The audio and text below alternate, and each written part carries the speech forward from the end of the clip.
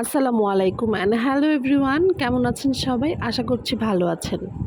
তো ওই দিন ছিল একটা গেট টুগেদার প্রোগ্রাম সব ফ্রেন্ডদের। তো তার জন্য রেডি হয়ে চলে যাচ্ছিলাম।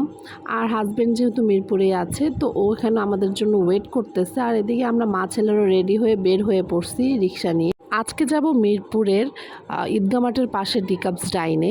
ওইখানে সব ফ্রেন্ডদের একটা গেট টুগেদার হবে। তো তার জন্য এখন আমরা রেডি হয়ে চলে যাচ্ছিলাম ডিকাপস ডাইনে। আর যেহেতু আমরা মিরপুরের বাসিন্দা, তো মিরপুরের আশেপাশেই আমাদের বসা হয়।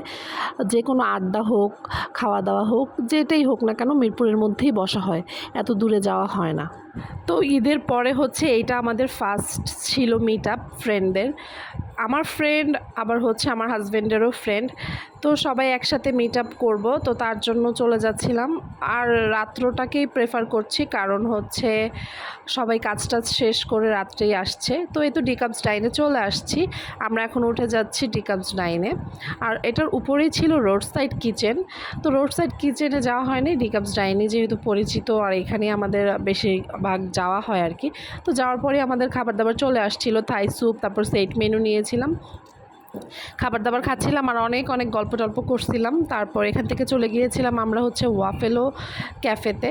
ওইখানে যাওয়ার পর আমরা এখান থেকে ওয়াফেল ট্রাই করলাম। তো খাওয়া দাওয়া শেষ করে গল্প টল্প করে আড্ডা দিয়ে আমরা বাসায় চলে আসলাম। তো ভাবলাম কেননা ছোট্টভাবেও হলেও, ছোট্ট পরিসরেও হলেও আপনাদের সাথে ভিডিওটা শেয়ার করা যাক, তার জন্য আর কি আপনাদের সাথে ভিডিওটা শেয়ার করা। Thanks for watching. আল্লাহ হাফেজ।